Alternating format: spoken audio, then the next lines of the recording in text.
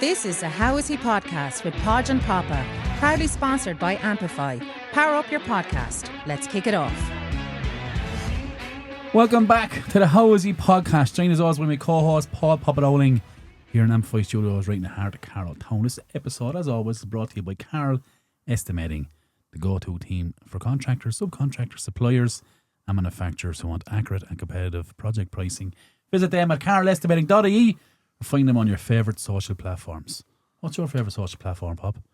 No one cares. Anything that you want. Anyway, on this episode we're joined by one of the busiest and most passionate figures in Irish sport, Eddie Scally. From the pitch to the parade ring, Eddie's career has spanned just about every corner of Irish sport and life, right? He's currently a general manager of Gowran Racecourse and golf course, obviously, in Kilkenny, where he's helped make it one of Ireland's premier racing venues. But his love of sport doesn't stop there. Eddie's also made his mark in soccer, managing Tombrack and Bunclody AFC. In GAA, he's led teams like Duffry Rovers in the football, Wexford Senior Camogie team, Bagenalstown Gaels, and 2 spells with Black and White. That's Skiock, is it? Black and White? That's it, yeah. 2 spells with the Black and White hurling club where he's still the man in charge today. And if that wasn't enough, you will know him as one of the most recognisable voices in local sport, a presenter and a hurling analyst on the KCLR, and a host of the KCLR Hurling Podcast. Eddie, welcome to the podcast. Wow. Thanks a million for having me, lads. Thanks so What much. a variety that is. It's interesting. Absolutely outrageous. And you're married? I am, yeah, married. Couple 3 of kids? 3 kids, yeah. Do you have more than 24 hours in a day, or what's the story? I'd say all the extra stuff is why I still have a kind of happy wife. Oh, really? Yeah, I'm ran out the door. Oh, go away. This is it. I know it's grand. Breed is brilliant that way. Like, so kind of always when I was playing, she was always encouraging me to keep going, and then when I stopped, she was encouraging me to do something else because she didn't want to be under her feet, I suppose, and that's how it goes that way. But no, kids are nearly grown up now as well, so Yeah. it's if anything, I'm getting more time. Okay. Jesus. You do, as Papa said there, you do have a fair spread of sports. Like, it is a quite varied sporting journey. Let's go back to the start. Where did it begin for you? How do you get into it? What's the first sport you play? Yeah, so look, I'm from Athlone. My home club would be Willow Park in the soccer. Oh yeah, big club, yeah. And great club, still love it. Still go home whenever they're playing St. Peter's because we still hate St. Peter's It's a big as well. game, isn't it? It is. It's a big game down there. El Clasico. It's the old firm of Athlone. How are they doing now? They're still going very well. The club it's a big club. We went up into the Dublin District League for a couple of years, but it was just the expense. It was too much. Yeah.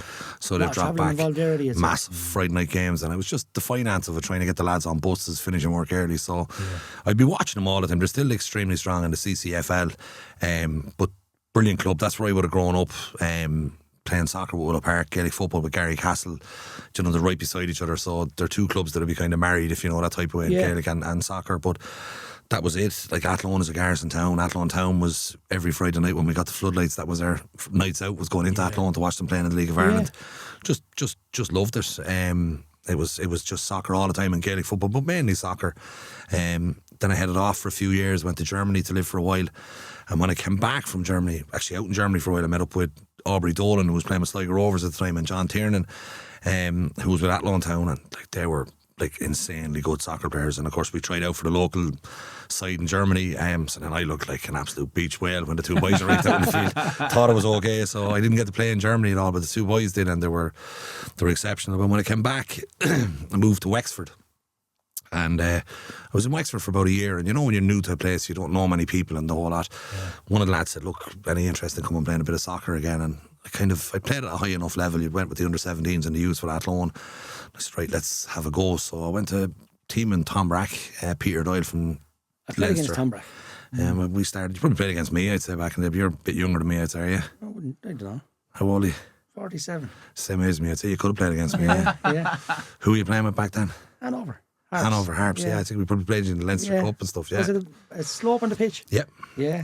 Played on the pitch. You played on the new pitch, the slope. Was it? Well, down towards the ditch at the end of the year. Correct. There was another pitch behind the pub, so we played there first, right, and then we moved to that. Yeah. And then they moved to their new grounds. But they're a progressive club. Like, when I went there, we were Division 5 in Wexford. Yeah.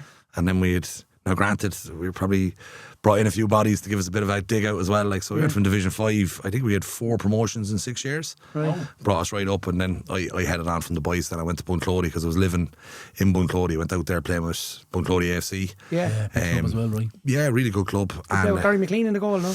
Gary would have came after me. He would have been his first year. I would have been managing the first team, but he would have been just coming into the side. Yeah. Again, I'm a disaster for this. Like, it's a trait that I have that I love winning. But if there's any edge that we can get, I'll take it. And what I did was I realised in Carlow there was a load of soccer players that were untapped in the Wexford League. So I went up to Carlow. I got Darren Coleman from Kildavin. I brought in Stan Brennan. Yeah. Stan is from town somewhere. Yeah. You had him on before. He plays foot golf now. Foot golf, yeah. We played the Irish Open, I'm sure, in the foot golf. So I brought Stan in to play with us, and I brought Ross Nolan in from Ballon. I do know Ross, yeah. Ross, So great player. we got Ross in his prime, so everybody after us got a poor version. But we'd a couple of good years at Bunclody, got promoted to the Premier Division for the first time in, I think it was 20 years at the time. It was a big thing for the club. Yeah. But Was the pitch always that big? Bunclody's pitch, yeah. In my time, we went up to the new development, so we would have trained in the old pitches, Carrickduff, which is floodlit pitch, little small one. Yeah. But the main pitches, the lads in the club there, they brought in 3 sand-based pitches. Like, we actually found it harder to win at home because every team Loved it. Yeah. And I was saying to the lads, like, Martin Byrne, the groundsman, he was just brilliant. I was like, Martin, can you dig up one of the pitches or flood it or something? So you get the likes of North End United coming up, and our pitch was like Wembley. Yeah. So they were just murdering us. When it there in the summer, over 35, it's fantastic. Fabulous setup. Yeah. Really fantastic. is. But no, I loved it there.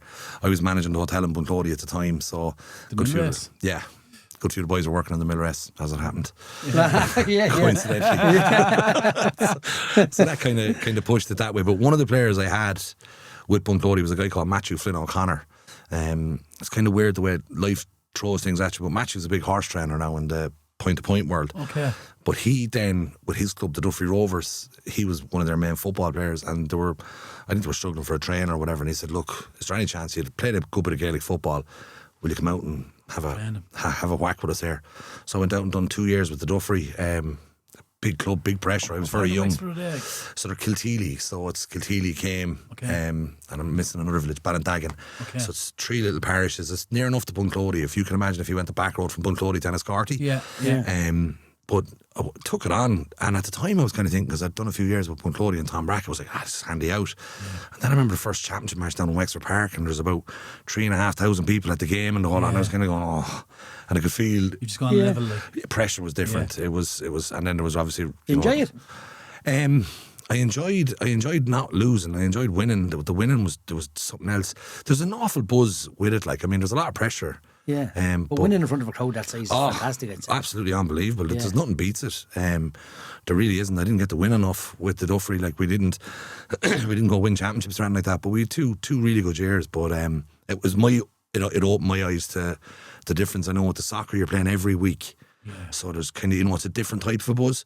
But with the Gaelic football, it was, you've 5 games and you're training for a year for them. Like, Or senior, yeah. You know what? Just go back to a couple of things I want to go back on. But the first thing is Peters and Willow Park. You mentioned the Gaelic club. Peters and Willow Park are neighbours, right? Well, so if they're opposite sides of Athlone, so St. Peter's are in the Connacht side of Athlone. Yeah. They're basically foreign. They need their passports over to come the across those. Yeah. So. And is the GAA club the same then for both, or 2 different GAA clubs? No, St. Peter's. I don't think St. Peter's have a GAA club. They'd be in Roscommon, so. Like St. Bridget's is too far away from them. Yeah. So I'm just wondering who would be the Porrick Pierce's or St. Bridget's. It would be the club for St. Peter's. But in Athlone, we've 2 clubs. We've Garry Castle, which is my club, and then you've Athlone, which is 2 minutes away. Yeah. So half of my Willow Park soccer players' friends would have played for Athlone, and the other half would have played for Garry Castle. So the split was in the GAA, not in the soccer. The split's in the GAA. Wow. With Willow Park, the split was you're either Garry Castle or Athlone, and that's nuts. Yeah, it's mad. I'm trying to think back. There was great crack in school. We all went to school in the same place. So the Mars is where most of the Willow Park lads would have went.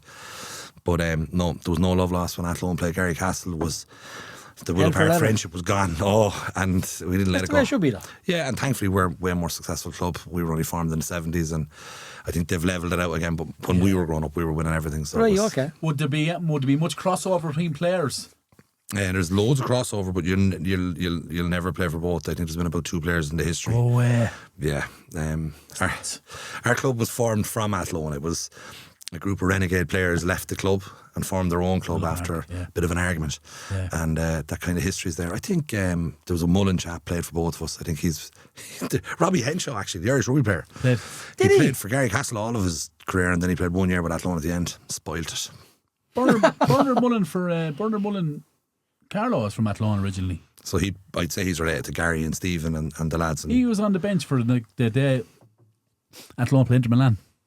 He was on the bench that day. Yeah, he was on the bench that day. My dad plays walking soccer at home, and Porrick Nicholson would play walking soccer with my dad, and Dennis Clark and my dad. I know Porrick. Porrick is FAI tutor. Yeah, I know Porrick was well. on the bench for Athlone Town. Yeah, that's right. Yeah, that day as How well. popular is that? Walking soccer.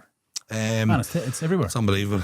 See, my dad's in his 70s, born the same day as Prince Charles, never played soccer growing up or anything like that, so he plays every Monday morning and every Thursday. But how long is the game going for? Just the lads, it's the most non-competitive. Yeah, it's like game. They go down.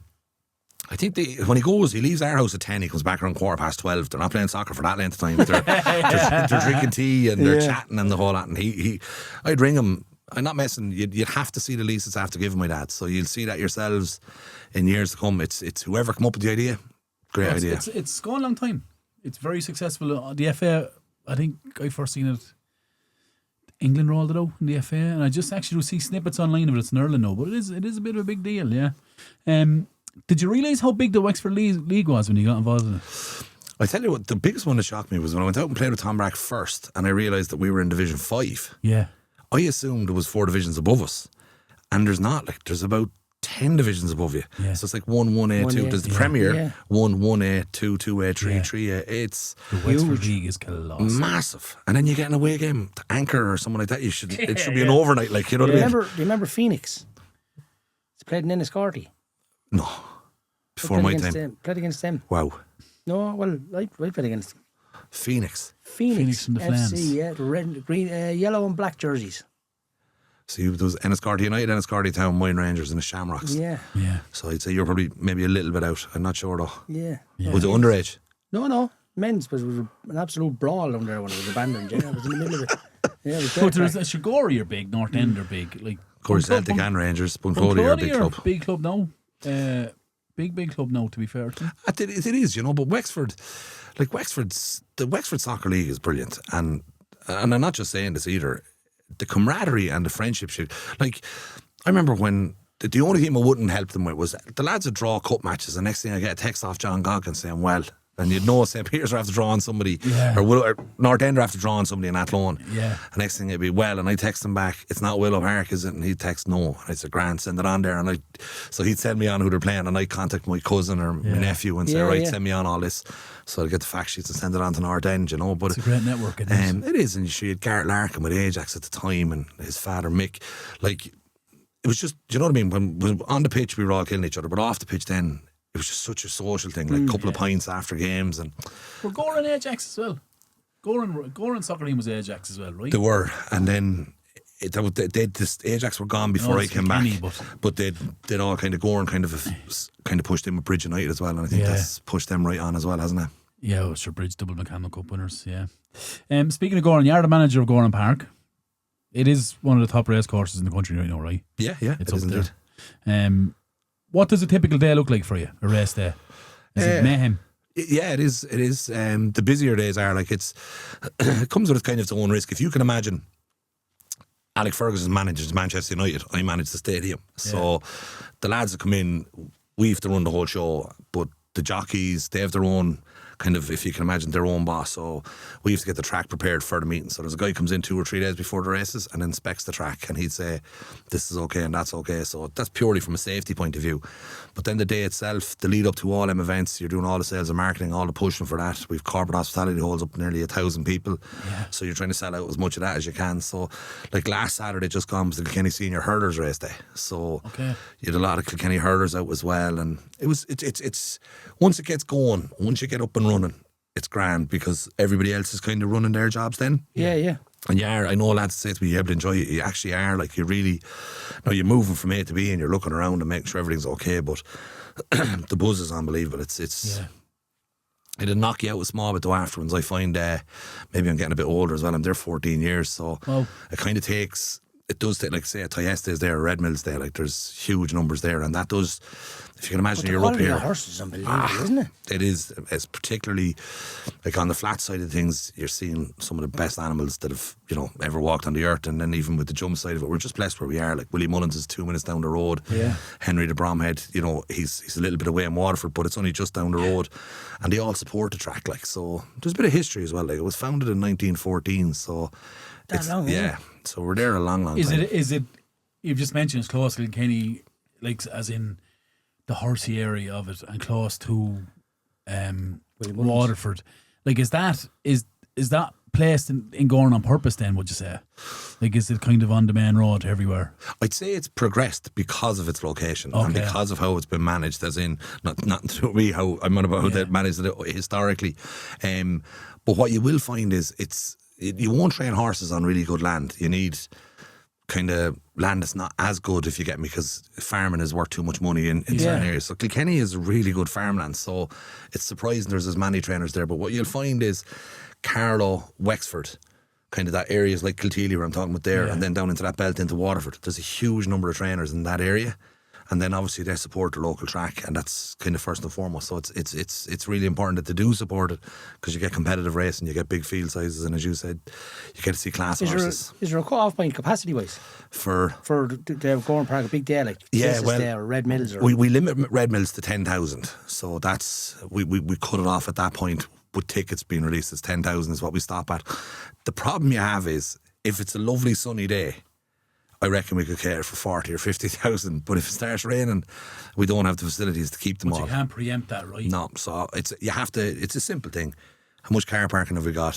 What toilet facilities have we got? Yeah, everything else basics, is fine. That's it. And we can cater for 10 is the absolute maximum. 10,000 people going through your studies. That's the absolute maximum. That's a lot of people, Eddie, right? It is, yeah. It's a big day now. Yeah, that's a big day. What time's your day start at?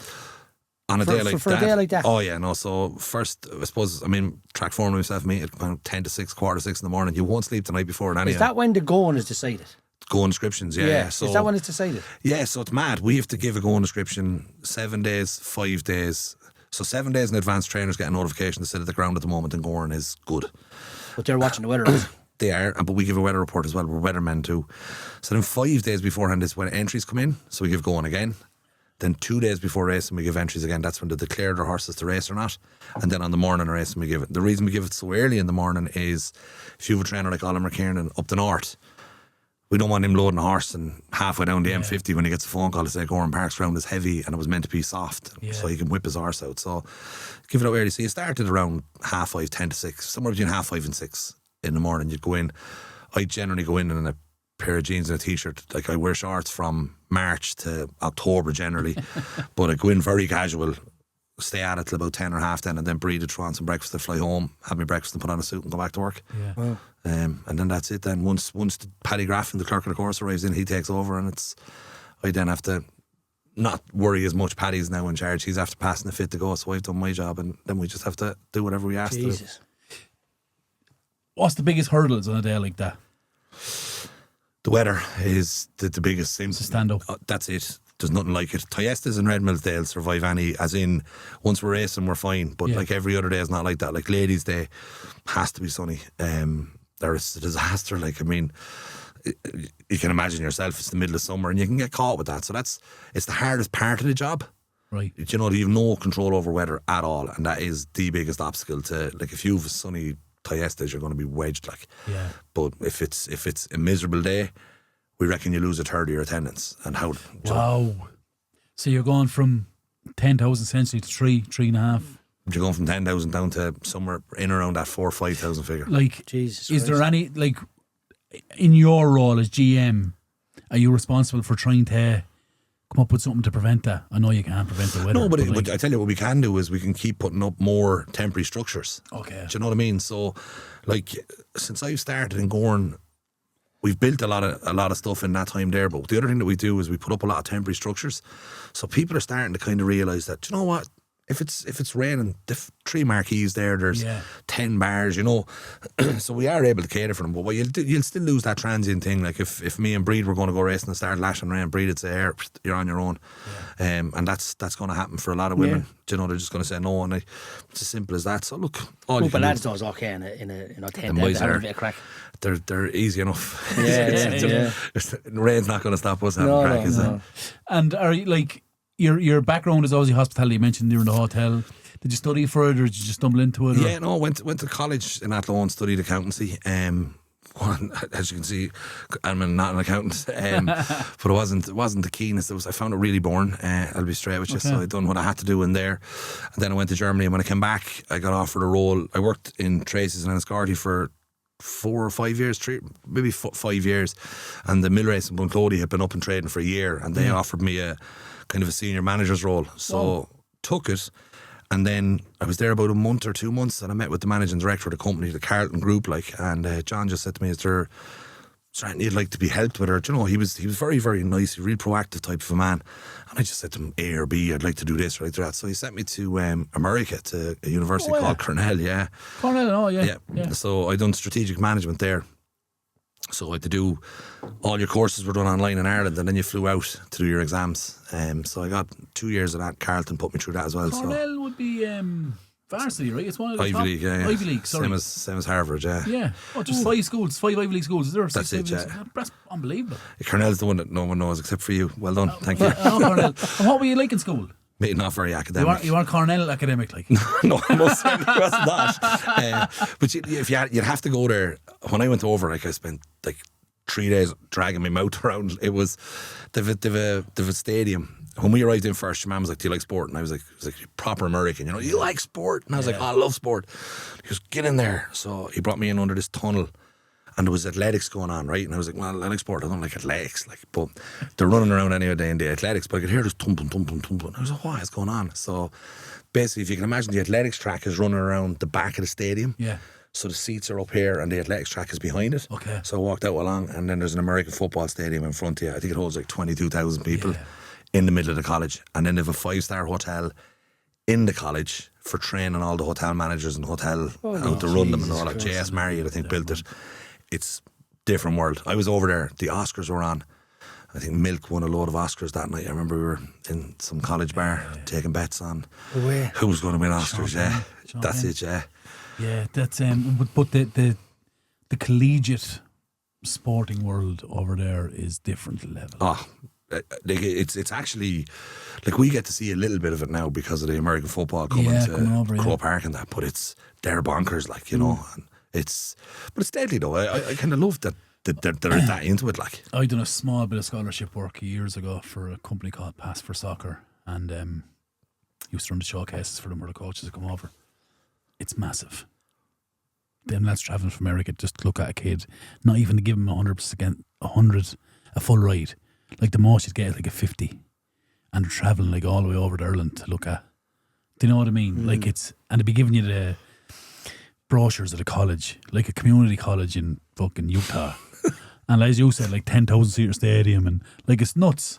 That world out there is absolutely nuts. It's I watched a documentary last year on a scandal about the lads paying for the. Did you watch it? Yeah, paying for tuitions to get into colleges to get and all into that. college and all that. Like, it's nuts.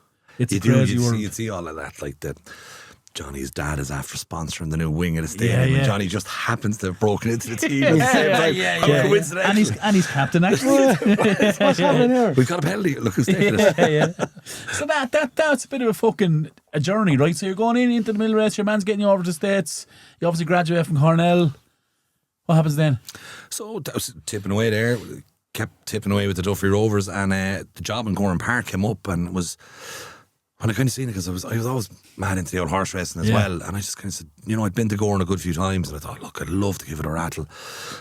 Looked at it and said, right, what would be my key strengths? What would be my weaknesses?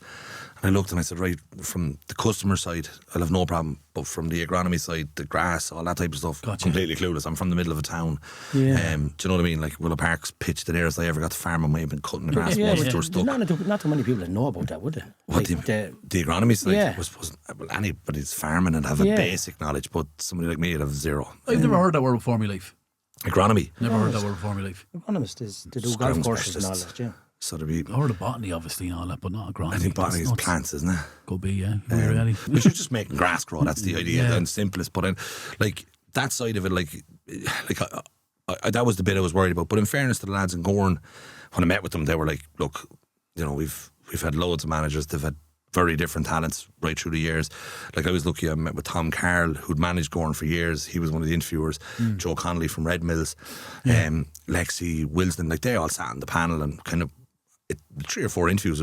It wasn't just here's the job. It it took a bit of work, yeah. But in fairness, they said, look, we'll give you a rattle and see it. And they said, look, where you're weak, we have people in them positions. You had Pat Walsh, God be good to him, Joe Scriven and Razzie in latter years. They were already in position. So basically they knew coming in, look, Eddie's he's not bluffing here. He really doesn't have a clue about that side of it. So you're going to have to coach him. And in fairness, maybe you're better off going in absolutely clueless rather than say I have a half an idea here. And then you're miles off being what you think is right. This is it. I think they're telling you you're wrong.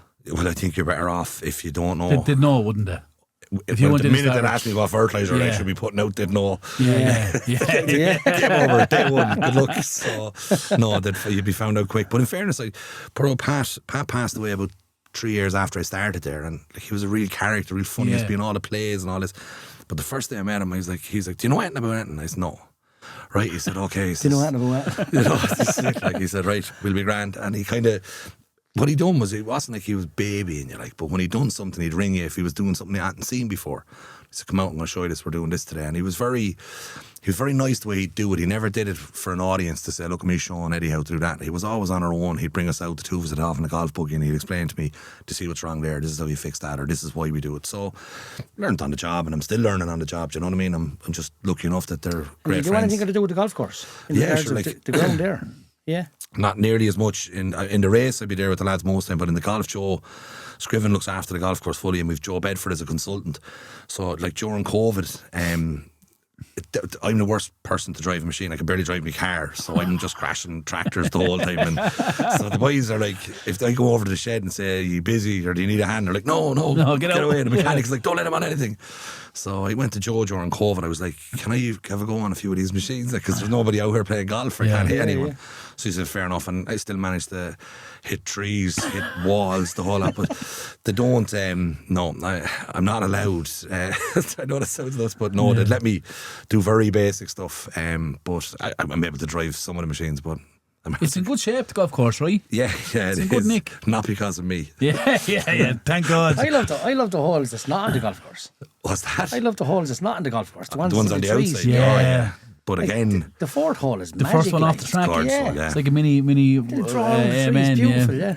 It's nice, but again, like in fairness, I've cut the fairway on that a few times as well. Yeah. And I can show you the bottom of trees that I turned it a little bit tighter than I should have. I don't know. When the first time I played it a lot of times, but the first time I played it, I was like, the size of the fence when you're walking beside it, from the third green to the fourth, to the horses jump over. Like you stand beside it, and you're like, what? It's huge. Like, what are the six? Well, it's the depth. I couldn't get over the marker before the ditch. Like it's not just the ditch, say 7 foot high or 8 foot high, whatever it is, and 2 foot wide. There's a yoke before it that the horses jump maybe 2 meters before it. They get over the fence. Right. You see, they look huge, and you get used to them when you see them the whole time. So the toe board, which is the little thing you see at the front, so from there to the top of the fence is the exact same height as the fence. Do you get me? Okay. So we're allowed to be anything kind of from 4'6" to 5 foot. It depends on it. Like like a 5 foot fence on Thyeste's day on bottomless heavy ground would feel like a 25 foot fence. I say that. Do you know what I mean? Because they're coming up over. But it's amazing when you're standing just watching them flying over. Brilliant. Like they're, you know, and the jockeys as well. In fairness to them, they're a rare breed as well now. It's not. My brother lives the right horses. Did he? Yeah. Didn't he? Just loves them. Still loves them now. He up and down in what's your man's yard has Tom Foley's. Tom Foley, yeah. Had Denoli. Yeah. He was down there. Worked for him. He loved it all his life, and he's still married to the horse. And he go off with my sister there to Manny Gorn, Curra, Punchestown, Leopardstown. I've never been to a race meeting. Cheltenham, goes to You're Cheltenham. joking me. Honest to God. We'll fix that next year now. We'll bring you to a race meeting and let you enjoy it. It's just. That's brilliant, Podge. Is it? That's brilliant. There's nothing like it. There's just such a buzz with it, and it's all in different ways. But like you're on about, say, Denoli, Tom Foley up in Bagenalstown, but like Denali, when he run in Gowran, it was the biggest ever attendance, still to this day.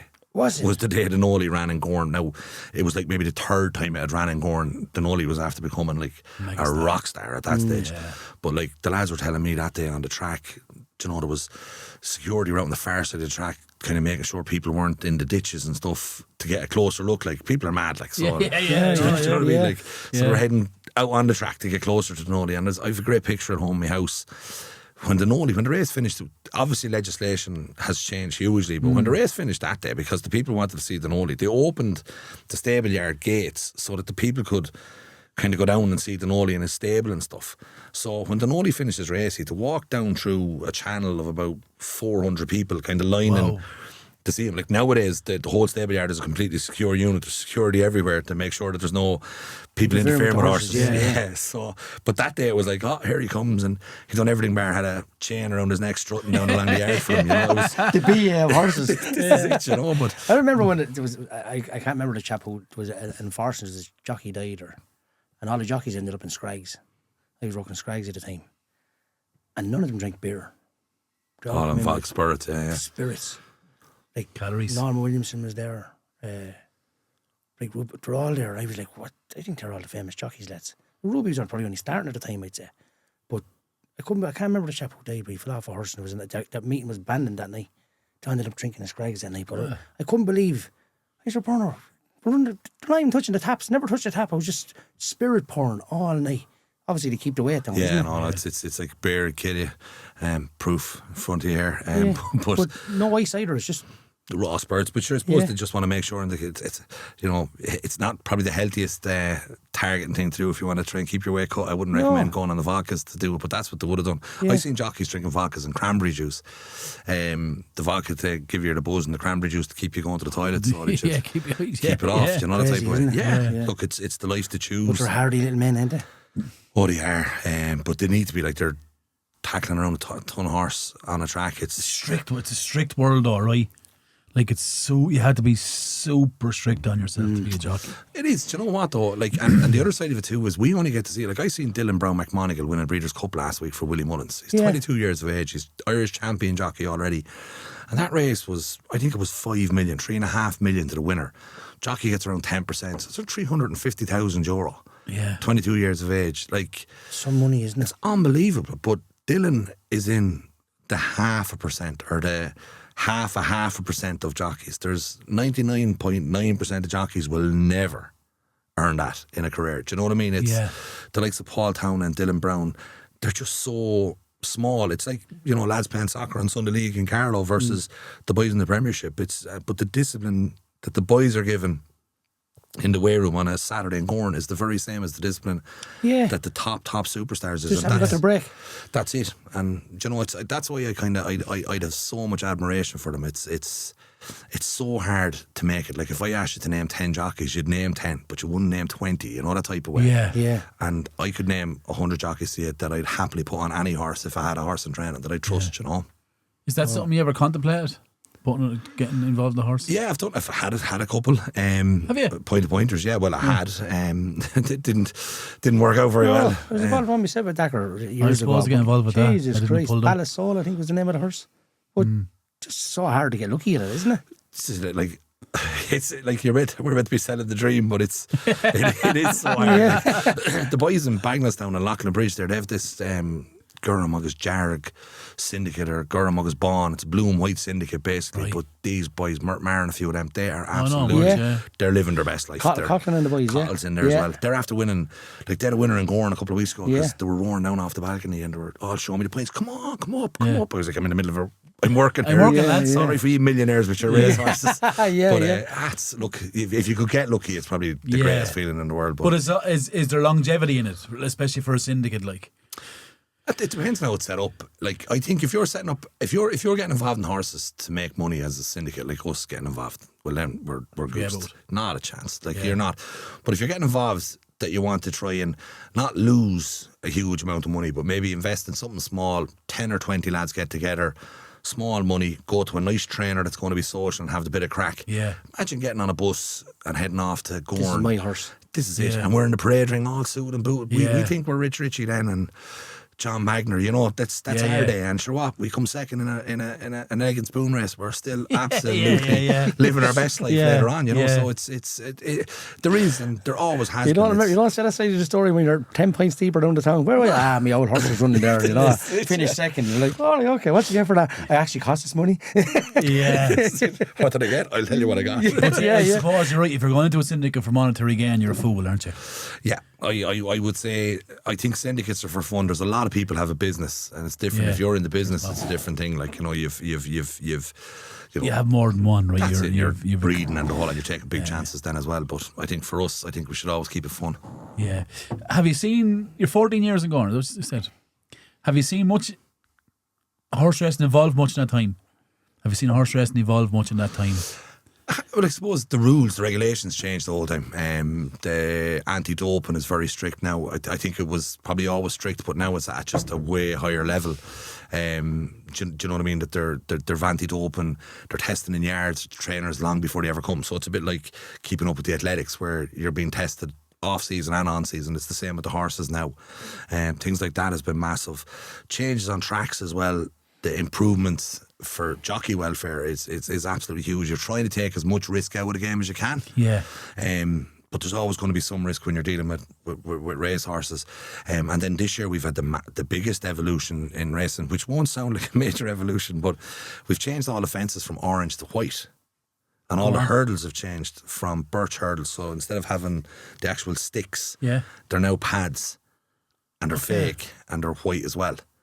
Why is that an evolution? I know. Well, why is it an evolution? But I suppose we've always jumped on orange hurdles and orange fences, but to change the white, some horse obviously came in off a track one day in England and said, them orange hurdles are so them orange hurdles are one. Brilliant. But they've changed it to white, apparently. I'm not going to argue with the science. They've told us they're safer, and so be it. So we've changed. Well, everyone's changed them. So is that a cost on the racecourse? Yes. Okay, excuse me. Talk to me about that. Yeah, so like you would have had birch hurdles, so we would have like in Gowran we tried to be progressive, so we've like miles of birch sawn to build our fences and to build our hurdles. So now they're just going to be lovely birch trees down the bottom. Yeah, so that's grand, but it'll help with oxygen, I presume, for us all to live anyway, so it'll be fine. Every cloud. But then, so that we changed, and now with the new padded hurdles, it's grant aided as well, so you kind of go 50-50, but they're really expensive. Where do you go to get them? Like, there was two companies went in. There's a company in Galway called Easy Fix. They'd done them, and I use a company called Watt Fencing in England. I've always dealt with them, and they do a padded hurdle. I picked the hurdles that Cheltenham and Aintree use, because I kind of felt that the company where we felt we wanted our track to be kind of feeder track for Cheltenham, for Aintree, so that they get the same thing. So we're the only track. I thought more tracks do the same, but no, it's just Gowran and Wexford are the only two tracks, and unfortunately for Wexford, they're taking advice off of me. So, are they? Yeah, we're the only two tracks in Ireland now with them. And you did a bit of work. Did you manage both for a while, right? Yeah, managed Wexford and Gowran for 4 years, and then Wexford. Cut yourself in two, was it, or what? Cut yourself in two, or what did you do? Like Wexford only summer. So it's they never clash. Never. So I did it for 4 years, and then Ursula took over as the manager last year. But I kind of go down on race days to help out as well. Like, so it's grand. If 12 race meetings in the year, it just makes the season a little bit longer. But during the summer, it's good fun. Does the members of the golf club get a discount to races? Free. Free into all races, except for the Thyestes. Right. So the free part of the membership is that. Yeah. If you're into horse racing and you're into golf, like it's the dream move. And then we're building a new lounge there at the moment for race days called the Club Lounge, and you have to be a member or have a runner on the day. So that's specifically for them. Where the bar is in it, they're always lovely, nice little spot. It is. It's small, and it gets so packed on the big days. So good. The new bar that's going in will be about 5 times the size of that. Will it? And where is that going now? Are you building it on, or is it in the existing building? It's in the middle floor, but we built an extension onto the back of the middle floor, and that's hopefully it's going to be ready in 8 weeks. Oh wow! So you're writing the thick of it? Yeah. Brilliant. Do you know you were talking there about this is going to sound so stupid, the drug testing? What are you testing? You're testing a horse, obviously, right? Let's get that straight. And the jockeys. And the jockeys. Yeah. But what drug would a jockey take? It's random, obviously, I presume. They're not called as a test. No. You're like, it's different. And in Gowran, it'd be one of the one of the worst places for jockeys, because we've got huge facilities with the golf changing rooms, so they can blanket drug test 50 jockeys on the day, whereas in a smaller track you wouldn't be able to do that. So what are you testing the jockeys for? Back in the day they used to have to blow in the bag. That was it, simple. Test them for drink. Go ahead.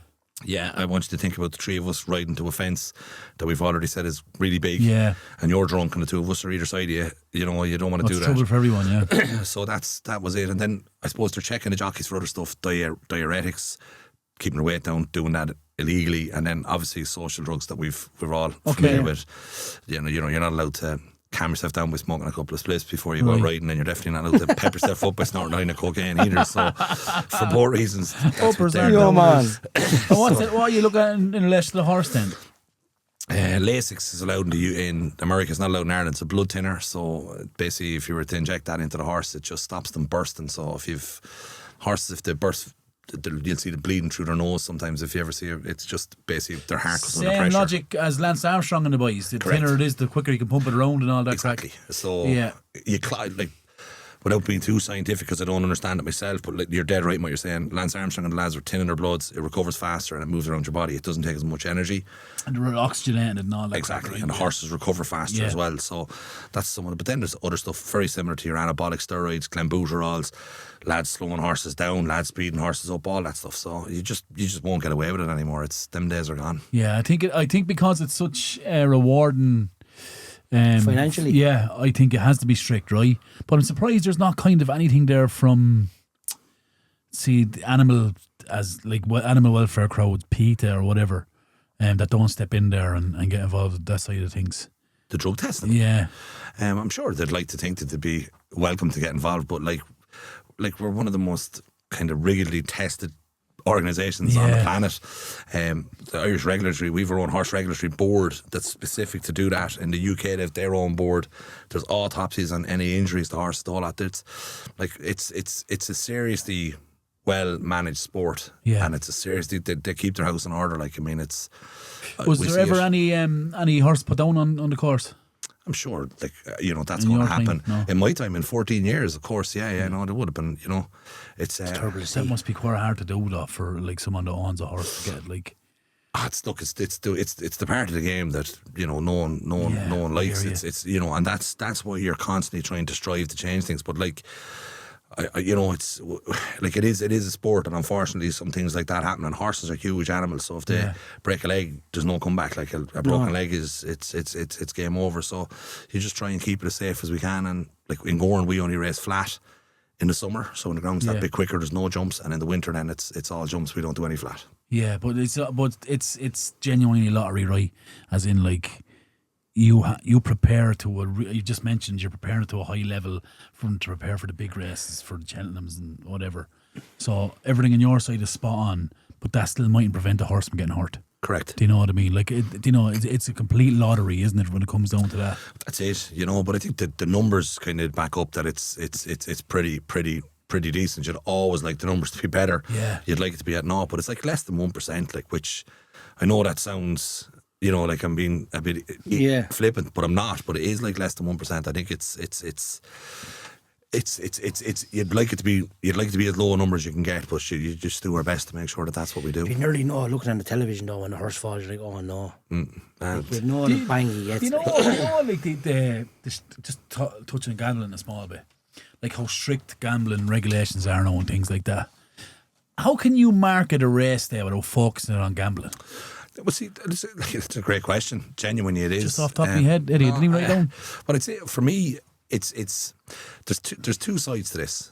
Like, I have a bet. I'm not going to sit here and say I don't have a bet. I do have a bet. I actually love having a bet, but I don't go crazy. I'm not going to, go out with my brain here. And I've seen, unfortunately, people that have done that. We've all seen it. But for us, it's an event. It's an actual social day out. So depending on what you want, if you're looking at the corporate side of things, so if you said to me you had a business and you wanted to bring some clients to entertain them, I think horse racing is the single biggest corporate event you can ever bring a client to actually entertain them. There's nothing better, and I'll explain why. If you two are trying to sell an idea to me, and you say, right, Eddie loves the hurling, we'll bring him to the All-Ireland final. right? I meet you 10 minutes before the All-Ireland final or 15 minutes before the All-Ireland final at the Crow Park Hotel. It's mobbed. Our pints are up around our foreheads. We were chatting. It's what are we chatting about? The match. Yeah. Go straight into Crow Park. We sit down beside each other. We watch the whole match. All we're talking about during the match is the match. Half time, talk about the match.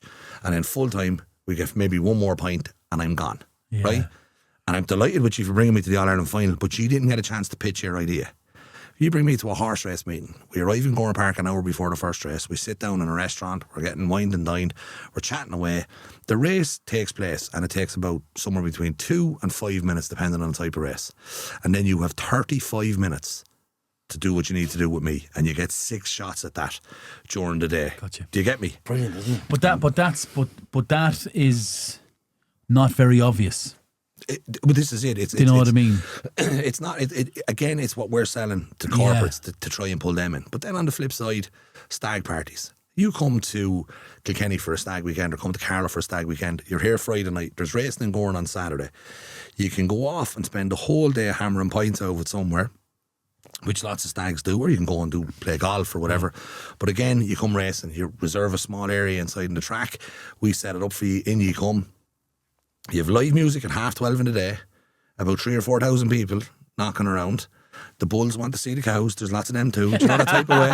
So there's, do you know what I mean? And that's the other side of it. So if you think about it, now I'm just giving you 2 small snippets of it. We haven't mentioned putting a bet on yet. Yeah. Do you know what I'm saying? That's what I asked. So there is lots to see you do, but it does make it a bit more fun as well. So it kind of sells itself.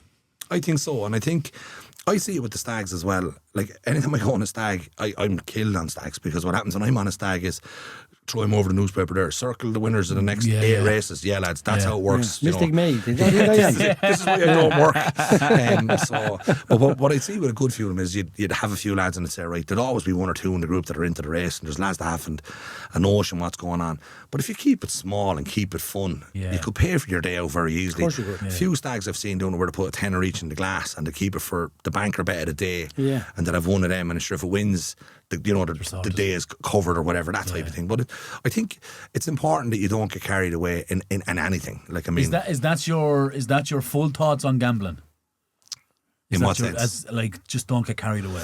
I think so. I think I don't see gambling as a bad thing. I genuinely don't. Okay, tell me what that. I've seen it as fun, and I've always done it. My dad always had a bet. We used to do the pools, things like that. Dad wasn't mad into the soccer, believe it or not, until he started playing walking soccer about 10 years ago. Now he's ringing me, asking me who I think will score the first in the Liverpool game. But it's a $5 bet. It's a bit of crack. It's a bit of fun. So I think if it's managed, I think what we do in Ireland really badly is we alienate things and say this is terrible, and then instead of educating people on these things and the pitfalls of these things, and I know that if you're in trouble for money, the last place you should be heading to is a betting office. Do you know what I mean? If you're in a bit of bother, the betting office isn't the answer. No, but some people think that it is, isn't it? And that's the problem. No, I actually think the problem is people go into the betting office to get the money where they originally lost it was through gambling. Correct. That's the fucking problem. Yeah, but see, it comes back to, but how soon do you start educating people? I mean, like my young lads, I have 2 sons and a daughter. One of my sons, just not by choice, like I didn't tell the other lad you had to have a bet. One of them will have a bet, the other one doesn't. If we go to a point, Eddie Jr. will have a bet. He'd have a tenner on a horse, whatever else he'd be giving out from the minute to jump off about everything. Killian just doesn't. It's just not his thing. And I've no issue with that. But the both of them know my stance on these things. If I see them getting too worked up over someone losing, stuff like that, I can't have that. I don't like it. I think it's not a good thing. I suppose when you can see it, you mentioned pitfalls and the dangers of it. When you can see it and you have that logical thinking, rational mind, you know that you won't go that far. But when it becomes an addiction, you don't. You're ending all logic and all rationale, and you're just gone. Yeah, but for many people say that if you're addicted to drink or drugs, you're hurting yourself. If you're addicted to gambling, you're hurting everybody else by yourself. You'll rob Peter to get it anywhere. I think you'll find if your addiction, say with drugs, you'll rob anyone. You'll do that too. Yeah. And it's again. and this is the big thing for me. Everything is about education. Everything is about, in regardless, like, I'd probably be a third. When I think about, Jesus, I must be an awful bad influence in general. Like, I love to have a pint, have a bet.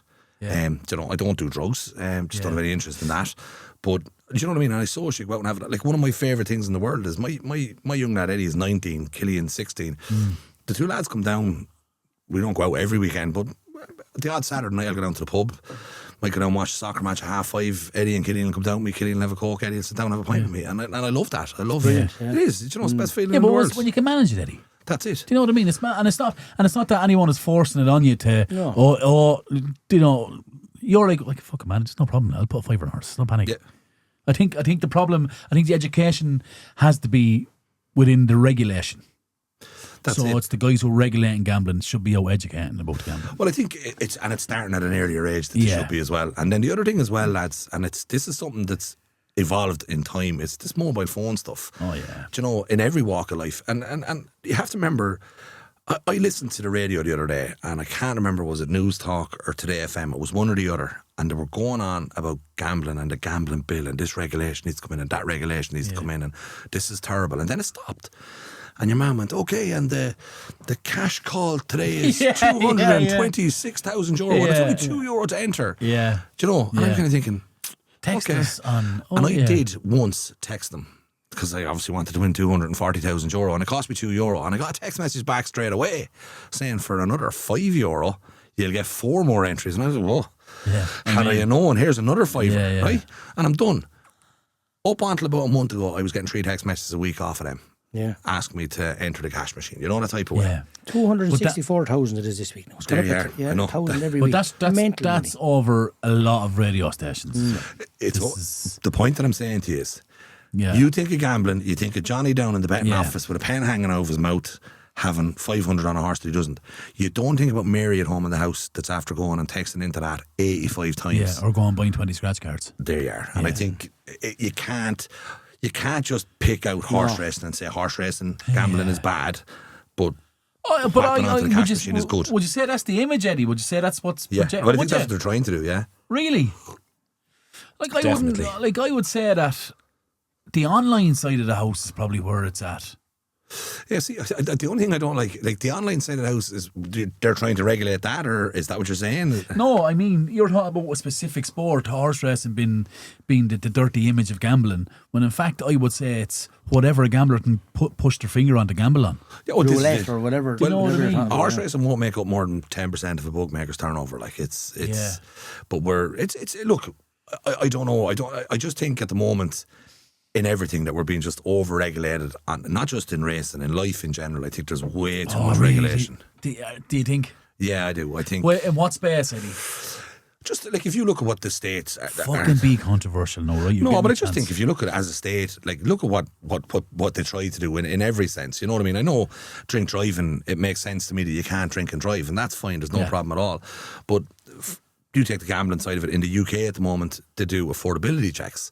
So if you're a regular in a betting shop, you have to go in with your passport, your driver's license, the whole lot, and then you have to go in with your pay slips. So they're going to assess whether you can afford to have a bet or not, and then they'll tell you how much you can happen. That's wrong, I think. But do you know what I mean? That's what they're doing, and that's what's coming across. And look, it's just the way it is. You're not allowed. I just feel you're in a country now where you'll see it slowly but surely. The regulation on anything will start coming in and the whole lot. You'll see the price of cigarettes. I know that cigarettes are bad for you, but the price of cigarettes. You can't sell cigarettes in a pub now. No, you can't sell them in a pub. Can you not? No. Not even a machine? No, you're not allowed because apparently it's too close to where children might be or maybe are able to get on them. And even I sound like, again, a terrible influence, but what I'm saying is, if somebody wants to smoke, they're going to smoke. Yeah. But charging nearly €20 for a packet of cigarettes that are €2 in Portugal. And I picked up the paper this morning and I seen they're clamping down on people bringing back cigarettes now for personal use. I mean, it's just, I think we're losing the run of ourselves. €70 for 200 cigarettes being home in Spain or Portugal. There you are. Like, I mean, you go and buy 3 packets of cigarettes, it costs you the same price as 200 in Ireland or 200 in Spain. I smoke. And I was at a point years ago, before the even hiking cigarettes were my car finance was cheaper than my what you're spending on cigarettes. Yeah, see, like I gave up Per smoking month. and my wife gave up smoking. Two of us gave up smoking 4 years ago, like. Yeah. And I was smoking 40 cigarettes a day. Were you? Yeah.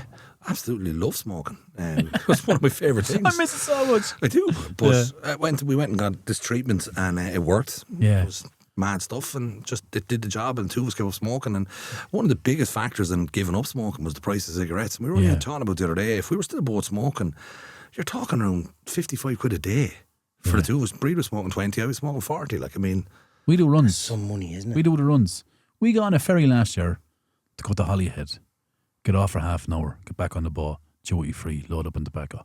It's cheaper than buying cigarettes here. Yeah, look, I'm telling you, that's a fact. And that's the point that I'd be making, and not having a swipe at everything. No, I love that thought about because I'm kind of on the same wavelength as you. I think things are overregulated. Yeah, I think we're going to get to a stage where you're going to need a license to walk on a path. Right, I think it's going to get to that. Yeah, honestly, you could see it. I don't know. I was over in the States a couple of months ago, and I actually found New York was far more liberal. I mean, yeah, it is. It's completely changed. It's the opposite, you know, that type of way. And it's sell weed, buy weed now in New York. Yeah, this is it. Well, you can smell nothing only weed. In Vegas, we win it. Yeah, they don't I do. Yeah. Yeah. Smell of grass. But that's all you smell in New York. From the minute you arrive to the minute you leave, it's just love New York though. It is a great city. Yeah. Fucking love it. I love Vegas as well, Pop, especially with you, but tell me about which is we went way off topic there, didn't we? But anyway, it's brilliant. Talk to me about your KCLR podcast. How did that come about? Yeah, so Paul Doyle inside in KCLR they looked at doing this kind of a guest host. Thomastown. Yeah.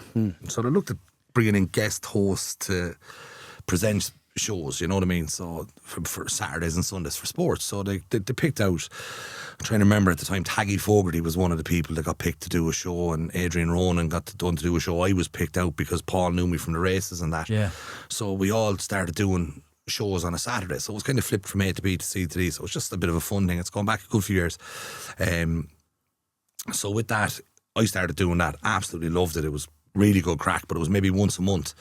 So obviously training the blacks and whites in the hurling at the same time, the lads were kind of saying, well, it's handy enough, we get Eddie to do a bit of the commentaries and stuff. And Stephen, I think, was still in sport at the time, and he rang me one day and said, here, will you do the commentary on a match? And I was like, I've never done a commentary on my match in life, but I'll try it once, you know, that type of way. Yeah. So I'll never forget, I went in and I went up into the stand, and I think it was, I'm trying to remember back now, I think it was Brian Hogan, who played centre back for Kilkenny for years. He was the co-commentator. So he's sitting there, and I sit down, put on the headset mic, you know, trying to be professional. Yeah. And I put my program in front of me, you know.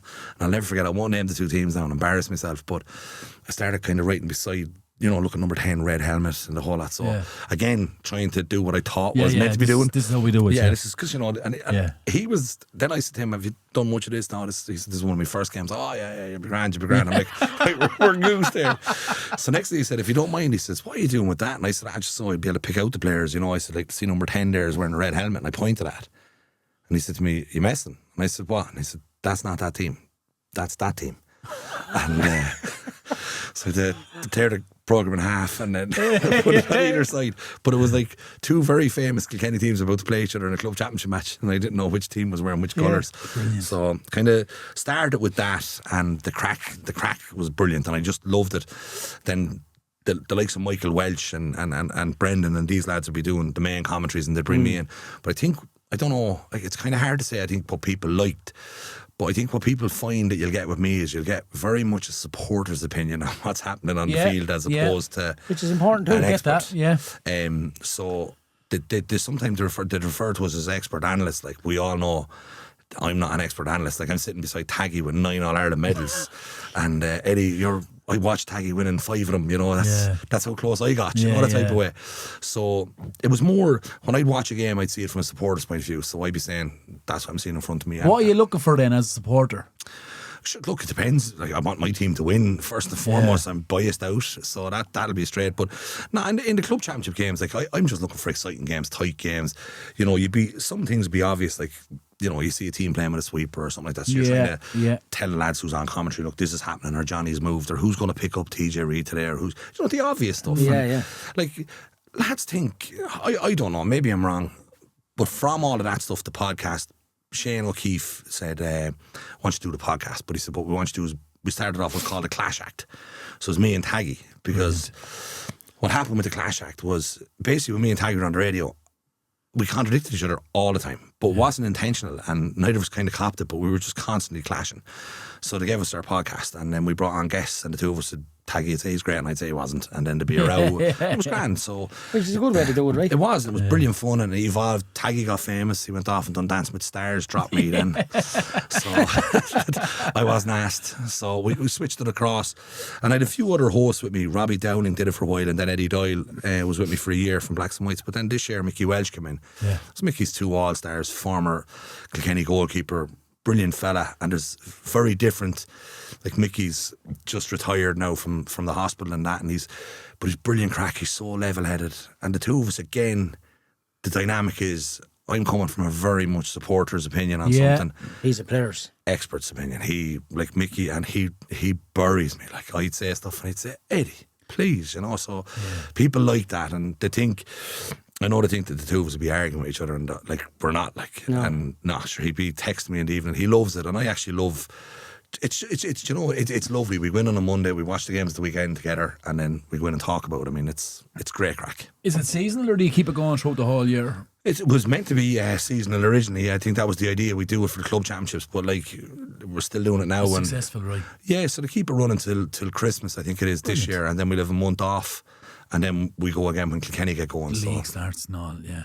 When is the Shamrocks out in the semi-final?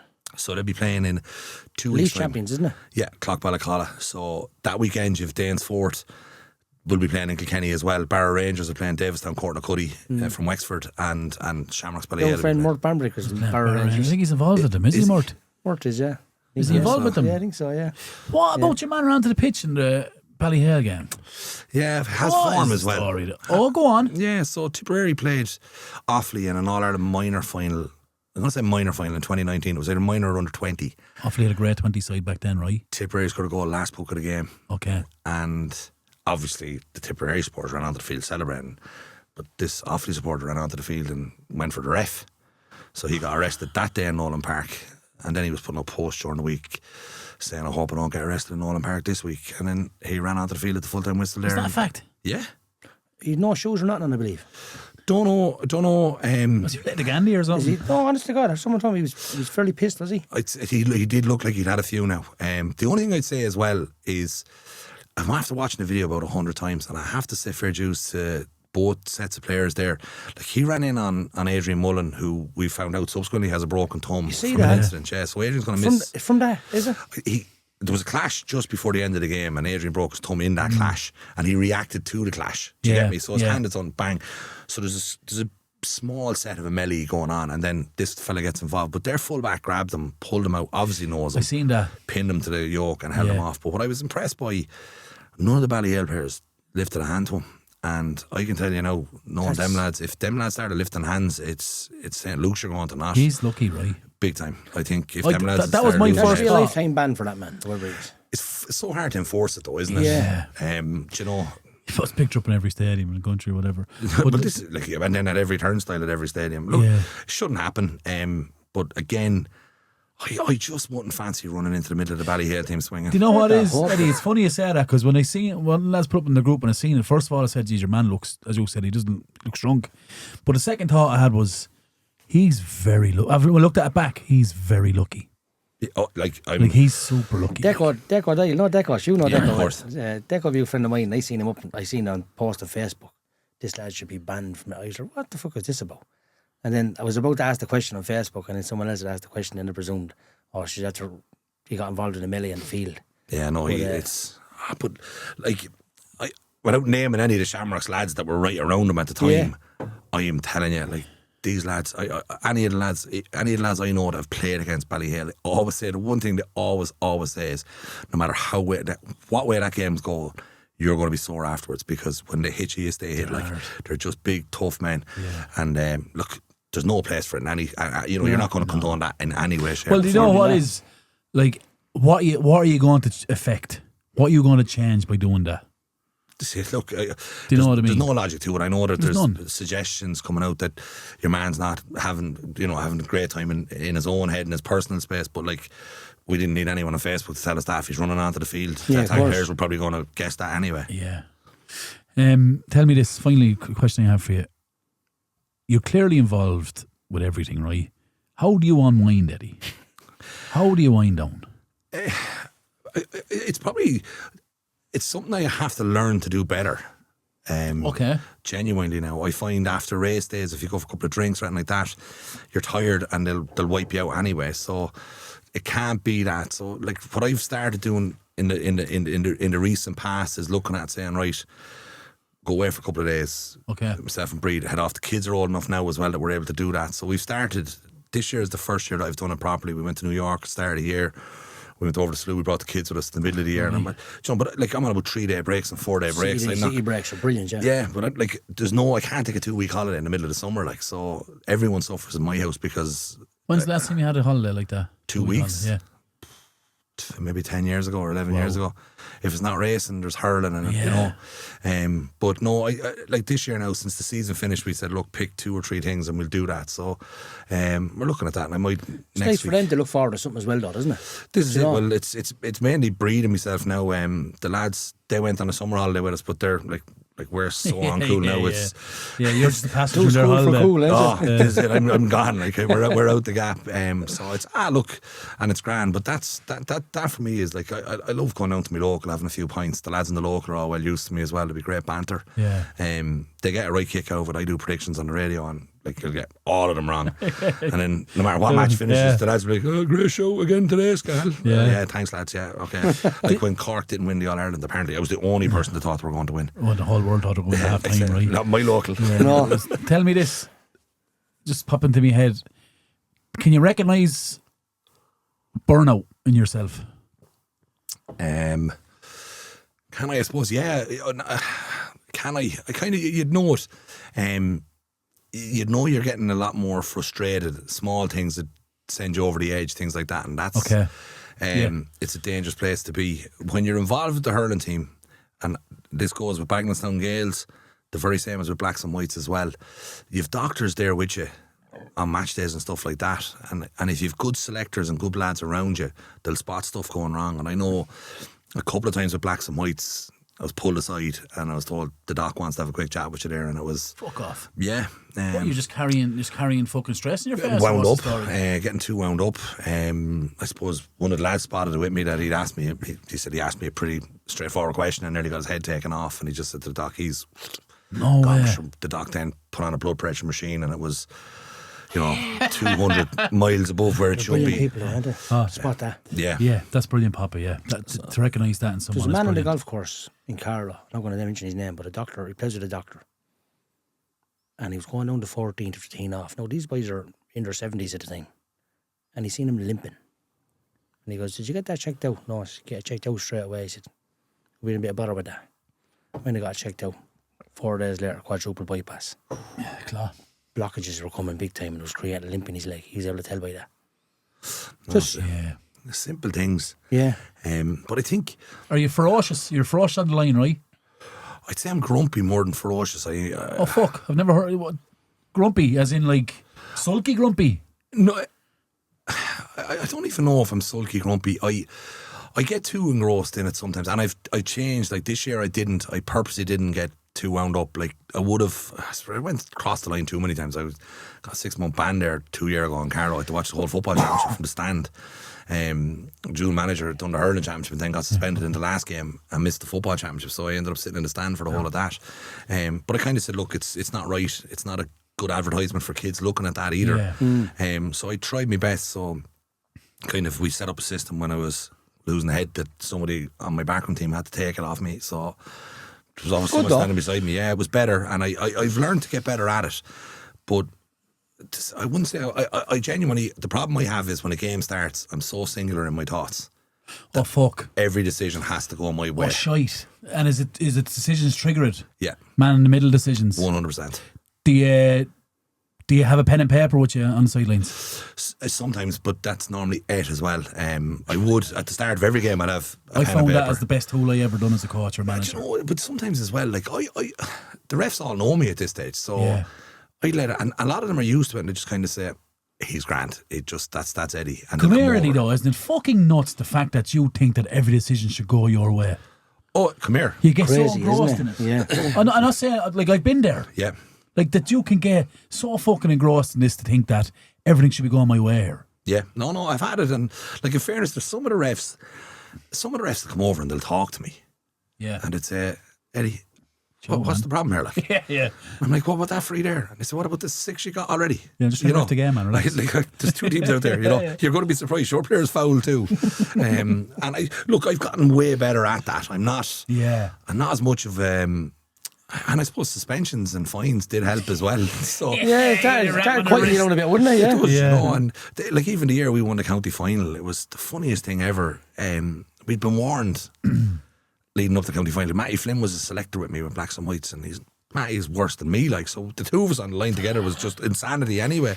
But Rory Tracy was the barrister with us, but he was a level-headed fella. And he was on the far side. Now, the reason we put him on the far side of the pitch was we said, if either of us go over that side with the stand and everything, we'll be fired up and we'll be gone after 10 minutes. So that was grand. So next thing, I can't remember who it was, one of the boys' hurl broke. And I'm looking, he'd no hurl, and he's waving his hand up in the air. And I turn around and said, where's his hurl? And the lad said, Rory is his hurl on the far side. So I'm looking and there's no Rory. So next thing I seen, a fella, a great friend of mine, jumped out of the stand, seen what was going on, picked up a hurl and threw it in. And it was at that point we copped on that Rory had been sent off. So the one of us that was never going to get sent off was gone. At the bullet. So then 10 minutes to go in the game, we're losing. I thought we were gone. I really did. About 5 minutes to go, we're losing by 3 points, but it's going against us, like the water's coming in over the wellies. And next thing, there was a decision given against us, and I'm not even going to say it was a wrong decision, but it was just Matty decided to go mad. So the referee came over and sent them off. But I can't remember something. There was a bit of a back and forth between the two of them. And when I got to the very end of it, Matty could have said anything. And I said to the referee, you shouldn't be speaking to him like that or whatever. Do you know what I mean? I didn't even hear what the ref said. Yeah. So Matty was gone up into the stand, everybody was jeering him and the whole lot. Next thing, the referee gave me the red card as well. Brilliant. So now our whole management team are in the stand and there's 3 minutes to go in a county semi-final and we're losing by 3 points. And I'll never forget it. We were Who up takes in the reins, Eddie? the Kay Kelly and Scourge, our sub-goalkeeper and our physio. So we're in the stands shouting at Kate to try and make a switch. Scourge is there with her, the two of them, to do it. We scored 2 points and we got a late goal, won the game. It was the funniest thing I ever seen though, but it was the cameras, cameras at the games, the camera panned into the stand. You see the management team celebrating. 3 was jumping up and down in the stand. Yeah. So, but sure, look, the rest is history, but we learned a lesson. Isn't it fucking nuts though that you get so engrossed in it and you just realise that like you're double managing because you're trying to manage yourself and you're trying to manage the game. I think, do you know what? It's not the right way to be. Do you know what I mean? I genuinely, I got no hardship, and I mean this. I got no hassle this year, as in I didn't give any. Yeah. I've kind of come up and I've said no. You turn a corner. You just grow up. 100% you do. Do you know? So You don't see Papa when he started. Jesus Christ. Why am I different now? You know, anyway, that's all for me, Eddie. We have quick fire questions brought to us by Sneaky Sessions, the Carlow crew doing big things across Europe. They're running events, DJing, making tunes, the whole lot. Check them out on Instagram at Sneaky Sessions. Papa. Right, Eddie, let's go. We have a few quick fire. wires for you. Apart from Gowran, favourite racecourse? the Curragh. You're a flat man over jumps, are you? I think the Curragh's best racecourse in the world. I think there's nothing like it. It's just brilliant. Cheltenham's great too, but the Curragh, definitely. One word to describe hurling. Frantic. Kamikaze, I'd say. Favourite sports movie? Favourite sports movie? I go back in time. Do you remember that one, The Great Escape there? Do you remember with the boys and that? Oh, Stallone was in Gowran. Yeah. I'd say that's probably way Michael better. Bobby Moore. That's crack. Yeah. I think that is. I think Great that's film, one. yeah. And get out to the showers, isn't there? The baths, whatever it is. Stallone. Hurling Analyst you most enjoy listening to? I think Mickey Welch, genuinely, that he does the podcast with me. He's the only one. Like I'd listen to them all, but I really like. I think Mickey just looks at it from a different angle. He's brilliant. Dream guest for the KCLR Hurling Podcast? Dream guest. Sure, look, probably, Henry Shefflin, I'd say, I'd love to have the opportunity. I've met him lots of times, but I think I got to interview him for about 2 minutes one day, and I spent most of that time sweating, panicking. He's just a busy man, is he? Henry he's working the bank and that. He's left the bank though. Has he? Yep, last week. All right, that's quietening him down a small bit there. But you know what? I would say I'd have no problem getting him to sit down. He'd be the one I'd love to. I'd love to have him here. I said, sorry, 2 episodes ago we were asked that question by Shannon, and I said I'd love to talk to Henry Shefflin. Yeah, he's a real deep thinker now, and he'd be one I'd love to sit down with him and pick the brain off. I did interview Colin Fennelly a good few years ago, and it was still my favourite interview ever was sitting down with him. I just found him just enthralling to chat to as well. But Henry would be the dream, I'd say. Brilliant. Win a county title or host a record-breaking race day, which gives you the bigger buzz? Oh, win a county title. No, it's not. Just it can't. There was from the stands. the county final made sure they get sent off. But you know what? It's a minute. And I heard one of the golfers describing it like that after. It's a minute. That minute after that game, that 5 minutes in the dressing room when it's just you and the team, you'll never replicate that. I can get to run a busy race meeting every year. I'd love to win a county final every year. It's fucking unbelievable, isn't it? It's. Papa's going to hit me. St. Pat's, I was involved with them last year. We won our first league in 26 years, Carroll Premier, right? No, I'd put that in Power County. Yeah, for me, 100%. It's my sport. And I cannot describe the feelings I had. We won that game like 4-0. During the game, knowing that we were close to this. Then, as you said, in the immediate when you win it, it's a blur. I don't think there's a drug I could take on this world to replicate that feeling I had. No, it's fucking outrageous. It really is. And like for me with Blacks and Whites, we'd been together for 4 years. We never got close in the 4 years. It was in year 4. We'd won a couple of Leinster titles and stuff, but never won that county title. And in year 4, it just everything was clicking the right way. We were getting the breaks at the right time. But when the full-time whistle went in that game, I knew with about 3 or 4 minutes to go we were going to win. Yeah. So I got to enjoy that. This year was different. We're intermediate now, obviously, since we won the championship. I was gone for a couple of years and I came back, and the pressure was different. We were losing heavily, looking like we were going to get relegated, and we ended up playing in the first round, which is a relegation semi-final, and we won that game. And again, losing by 3 or 4 points at half time, the boys came out flying in the second half, but we were 3 or 4 points up with a couple of minutes to go, and I knew we're not getting relegated. And I know this sounds, but it was almost as good a feeling knowing that we're a small club and we're punching so much above our weight. Yeah. But again, when that full-time whistle went, the pouring of emotion. It's fantastic, isn't it? Look, that's why you don't get to do that often. I'll get to run lots of great race meetings, but I just, best feeling winning in the world. Is the only thing you can't measure. It's different for everyone. It is, yeah. You can't measure winning. It's different for fucking everyone. That makes a fair point there now. Favourite Irish sporting hero? Yeah, I'll be killed for this now because I'm a massive Leeds fan and I absolutely... Giles? No, Roy Keane is my favourite Irish sports person. Yeah. I absolutely love him. I think he's no nonsense. He was always no nonsense. I definitely fell on his side of the argument in Saipan. In every sense, I think he brought a level of professionalism to Irish soccer that we just don't respect how good he is. He's by a distance. Standards are through the roof, ain't They are, and I think you need that. You need someone that's going to pull everybody else up, because there's been lots of brilliant amateur sports stars like Henry Shefflin, like Taggy, all of these lads. But Keane I think he transcends sport anyway. I think he's... Did you see him arguing with the young lads going into the stadium at the weekend about saying the Man United jersey? Yeah, he brought it to a Liverpool match. Why don't bring that to Liverpool? I would have been the biggest fan. The first poster I had me was a Roy Keane poster, right? But... yeah, I think he's gone a little bit bitter. Might be. I love him on the overlap. Would you like him to take over the Ireland job? Yeah, I'll give it to him in a second. There's a lot of talk around there about that. Give it to him in a second. And I don't think the players in the Ireland squad, I don't think the manager's getting enough out of them for the squad. They're not the best squad in the world, make no mistake, but they're not as bad as results. And I think he will get more out of that squad than he demand more out of them. Yeah, and I think if you were to give somebody like that Keane the gig, I think you'd turn around and throw away the script and say, right, you have 5 years here. I think he broke with Duffer. Yeah, Damien, I like him a lot as well. I told him very like that. No, but I think he broke with brilliant. him. But look, Roy Keane, in fairness, he's done it all, hasn't he? I'd be a massive. I'm a Liverpool man, and he's a big fan of him now, being honest. Yeah. Favourite place in Kilkenny to relax? Lenihan's in town. JB Burke's or Mars. Any of them 3 spots are happy, relaxing areas for me. Mars and Goresbridge. If you weren't, last one for you, if you weren't in sport, what would you be doing? I'd be fairly bored. Jeez, I don't know. I don't know. Sport keeps me clean here, I think. No, brilliant. Absolutely fantastic, yeah. Brilliant. Lads, just a quick reminder about our website. You can catch up on all the past episodes, keep up with what's new, and there's a newsletter on the way too. We have a shop. Go buy, a couple of old products there, will you please? Papa wants a Porsche for Christmas.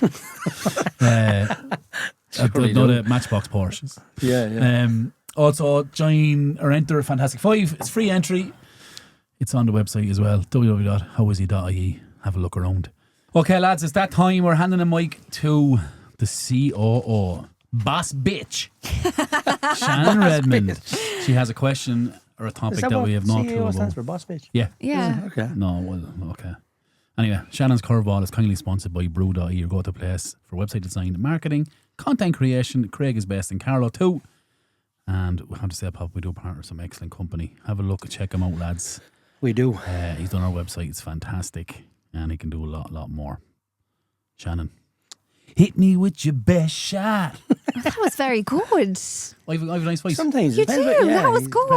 When he's not coughing and that kind of crap. Very good. Oh, beautiful. Well done, Podge. Okay. Hit me with your best shot. No, he's like your man on Police Academy. You took it too far. Go on, spraying links into his mouth. That's how you don't remember.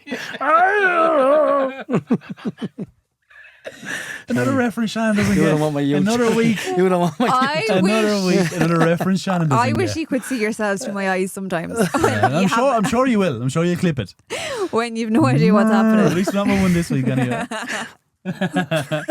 I think that was our best clip yet, wasn't it? It could have been, yeah. For less context. Right, okay. Your question for today before I forget it. If you could eliminate any object, any item from existence, what are you getting rid of? Something that wrecks your head. What are you going for? Are you going for Pop? Traffic lights. What's the alternative though?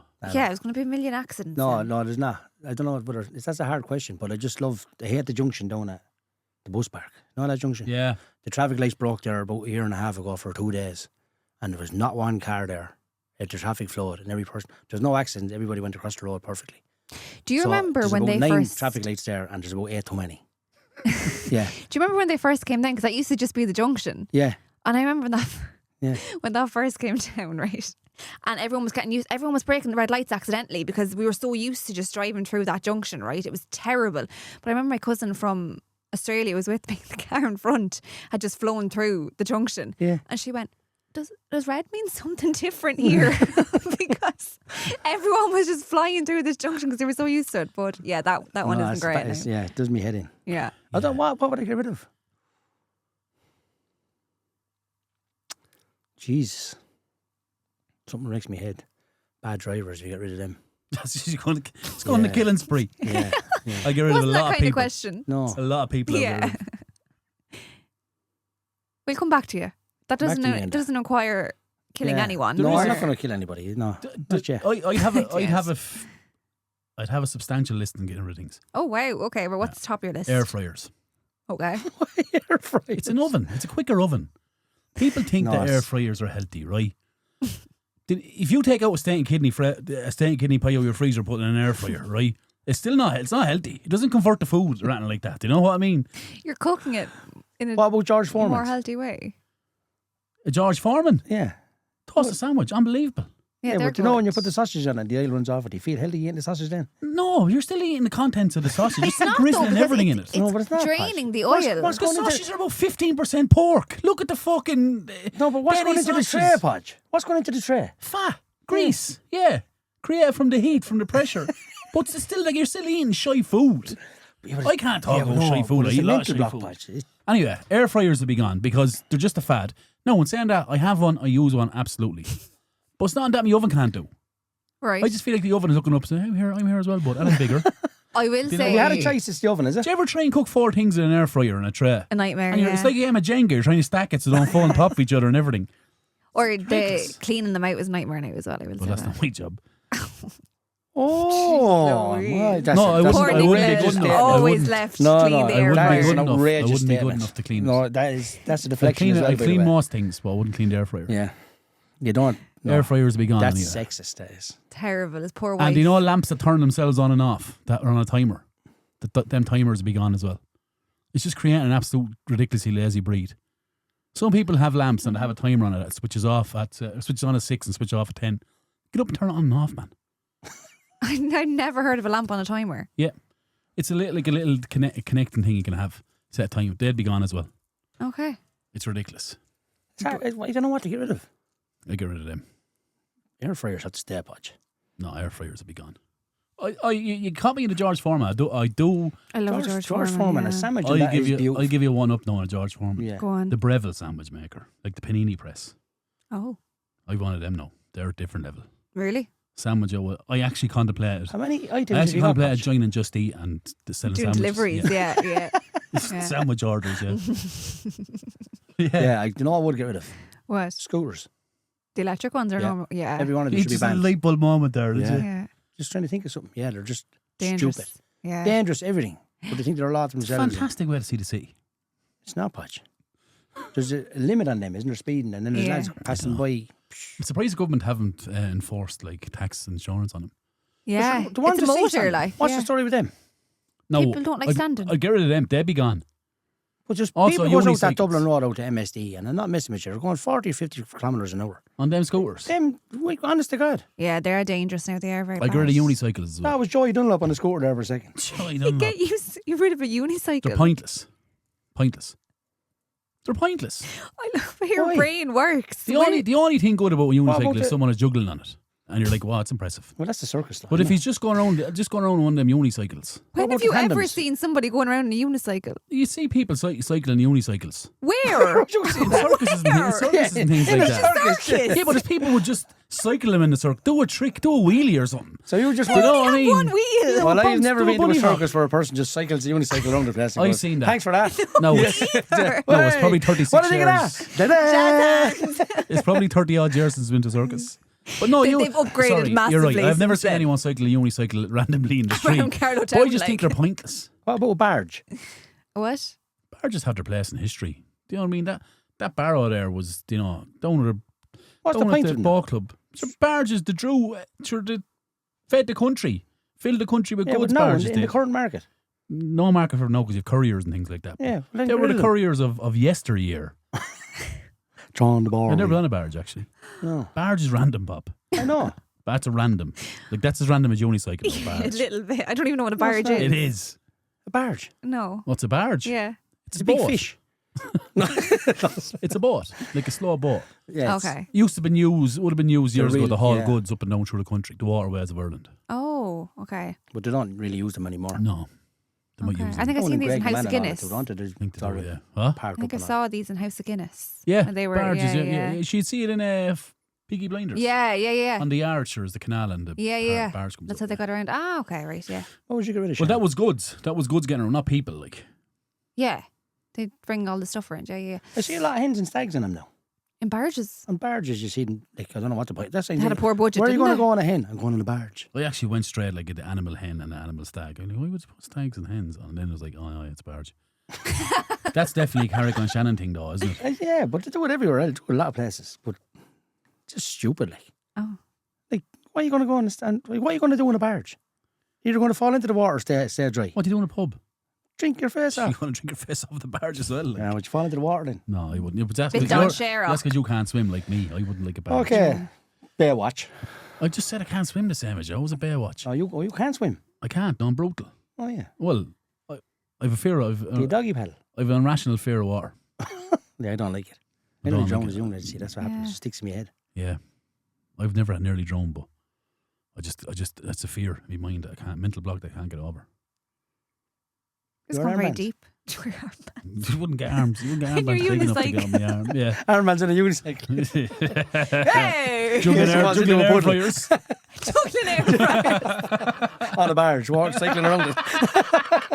Going around the bars like this on a unicycle. Now there, look. Podcast doesn't work out for you, Podge. There's your second job. Podcast will never work out for us. Anyway, what's yours, Shannon? Mine is, do you know the stopwatches that you use on the sidelines? No? Yeah. Who uses them now? Well, now With the I'm going back advancement a in few phones, years. like. Well, Owen still loves a stopwatch, right? That's all well and good until A little Casio? Would like you use it? I would just the one go around your neck? 11:01 I kicked off, so 11:46. he maybe a used to couple have of them for minutes. his training drills and stuff, I think. Because he'd Yeah. never have his phone out on the pitch. That's like, because I'd never hear from him. He'd never have the phone out on the pitch. But he'd use stopwatch. Just using stopwatches. I don't know if he still uses them to this day, right? But there was a Oh, stage in yeah, our well, you could do- relationship where he was stopwatch mad, so much so that I got him a stopwatch for Christmas, right? Oh, wow, how romantic. Oh, so What cute, a I know. present that is. It's a stopwatch. Our Dumped in a relationship heartbeat. best on What'd you give me time. for Christmas? Stopwatch. Big huge box with a small little stopwatch in it. I tell you, listen. Big Ben. There's the I- guy. I got you this picture of jewellery for Christmas. It's fabulous. Anyway, right, but he would set it wrong. So we'd be lying in bed and this beeping would go off. Do you know the beep? I still hear the beeping to this day. But anyway, we went on a trip to Galway and he had packed his gear bag as his suitcase, but the fucking stopwatch was in it. So we were in Galway and I could just hear this beeping. Oh my God, the anger that came over me. I nearly bounced it off the walls and I've never seen a stopwatch since. He hides them. Yeah, I never really. Yeah. No, they You know, you're rot coaching. me. Would you use Never. them for sprints or anything like that? No.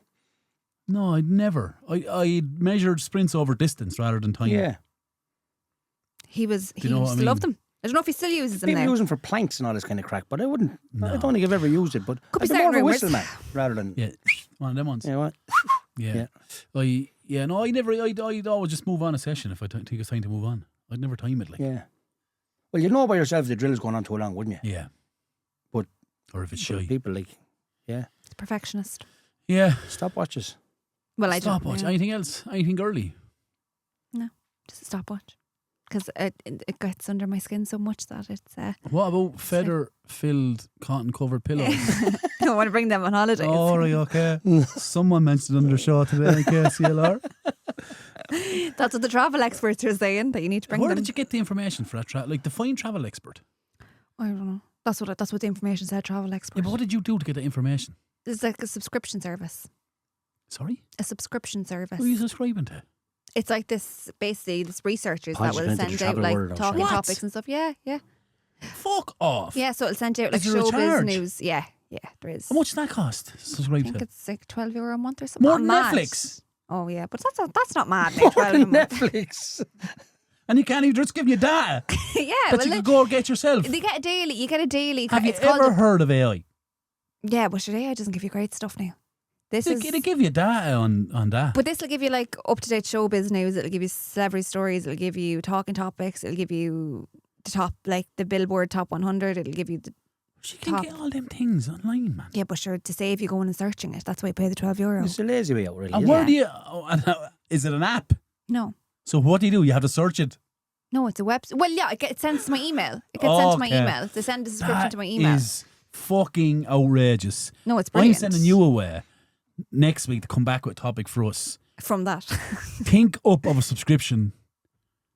Something stupid like that Okay. that people pay for. There you go. That's your next week's. Have a think of that now, guys. Your curveball for next week. Podge, come up with it. Like, I can't believe someone is paying for that. It's brilliant. I'll actually show it to you here. It's brilliant. Zero interest in seeing it. Okay, Ruda. Ruda. Ruda. Ruda. Ruda Van Nistelrooy, is it? It's Would that be something that all like people in Not your really. profession would look into? if they want to use it, they can. And Like did this you- is it here. Look, And how did you stumble across the travel one? You just seen it, you thought it was it's on it. interesting. It's on that. Yeah, I saw it. and I was like, well, that's interesting. paid You won't 12 use quid. You won't use 90% of stuff on it. 12 quid, Shannon. That's nothing, lads. Times are tough for you, Podge. Are they 12 quid? It's more than Netflix. I use it every day in my work. That's a kung fu takeaway, Podge. It's not, it's Conquer Deer. Kylie Murphy's put me off Kung Fu anyway by your comments on last week's podcast. What said he would? I'm not repeating it, Kung Fu could be liable. Yeah, watch that now. Yeah, I won't say anything. But I'm just interested in how you get, that's how you do your research, Not get your always. topics for the show. Not always. My stuff, so if I'm talking about like researchers say or a survey shows, it's usually from that. But if we're talking about something a bit more lively, say, or something that happened. But do you have to be there- on trend? What do you mean? Like, if you went in tomorrow and done an article on fidget spinners, like, it's not going to land. That was 3 years ago, right? Yeah, so that'll find me stuff that's on trend. Oh, well then, that's different. Why didn't you describe it as something that keeps me up to current trends? Not something that is like you're paying for family fortune. The survey says we questioned 100 people. I told you, it has all the showbiz news. It has the Billboard Top 100. That's all trend. Do you know, I want to know what Maya Jam is doing? Yeah, is Maya Jam? She's still relevant. Yeah, She goes to the jungle, no? No. Oh, she Love Island, yeah. Ruben Diaz. She's Love Island. Oh, she was Ruben Diaz, yeah. She's still with him. Do you write the description? Yeah. You're paying him. Yeah. You're paying him. 12 quid in the Pop's podcast. Yeah. So I seen the video. I was wondering why you seen Postman achieves everything as an article on the That's Papa's. X. Oh, excuse me. Do we have an exclusive? No, we don't know. Oh, Couple yeah, of weeks. Okay. That's it. Until next week. That's very going good, to be Shannon. next week now, isn't it? Huh? What's going to come up for next week? That I'm telling We you. just said that, yeah. We have put next Come let's back work next off week. You come back next week with something that people would subscribe to. Come up with a subscription. That's stupid. And you can put it, what's it called when you have to like trademark it? Or when you mark the idea so no one can take it? What's Trademark. That? No, it's not called I trademark. already have my idea. Patent. I already have my idea.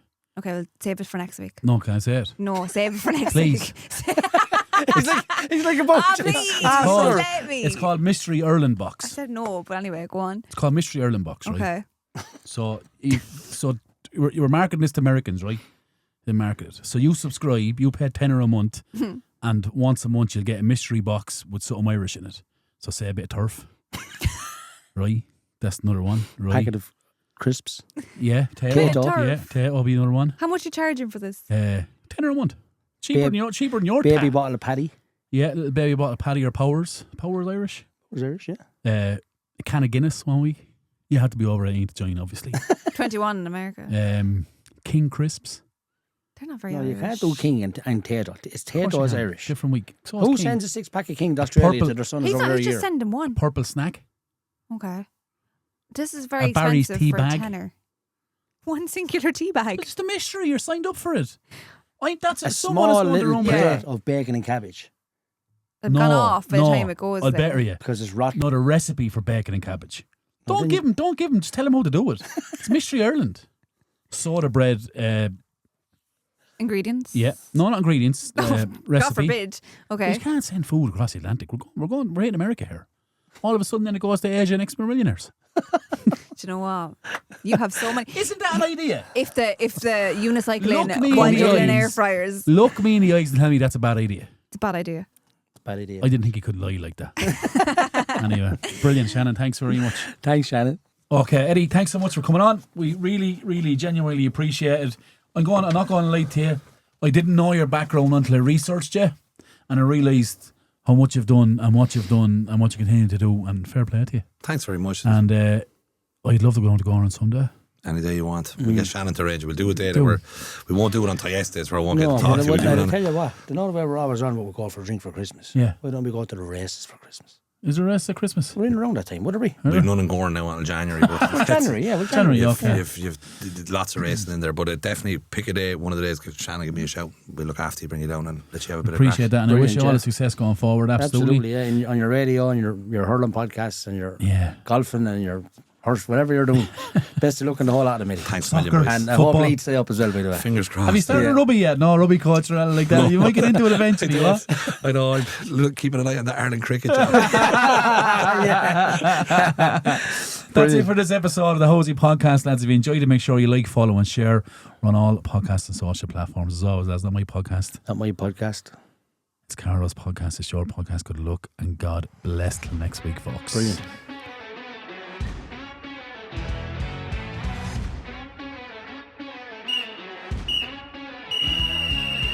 That's full time on this week's episode of the Hosey Podcast, available on all podcasting platforms. Find us on Facebook, Instagram, and Twitter/X. Proudly sponsored by Amplify. Got a story to tell? A voice that needs to be heard? Get in touch with us here in Amplify, Carlow Town's professional home for podcasters of all kinds. We can be found on Instagram at Amplify Podcast Studio. Amplify, power up your podcast.